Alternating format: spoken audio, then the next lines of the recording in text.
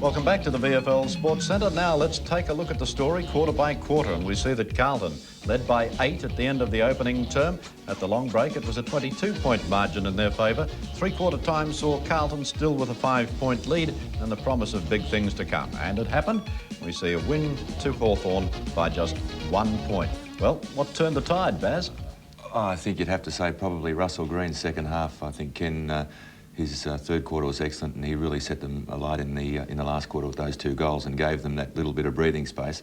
All credit due to Carlton as well, who looked really gone about the 15-20 minute mark and came back very strongly. So superb comeback, wasn't it? Yeah, that was great. So just an absolutely sensational game of football. You'd be hard pressed to look at that game without acknowledging the performance of Chris Mew.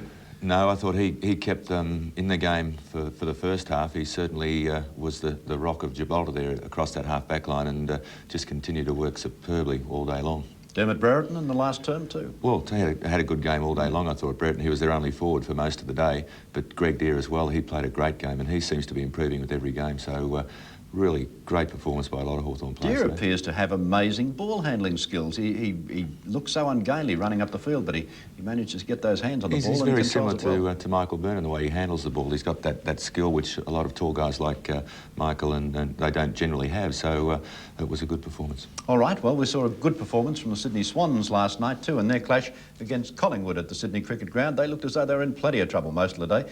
Now let's take a look at the highlights of that match. I'll tell you what, he'll have to...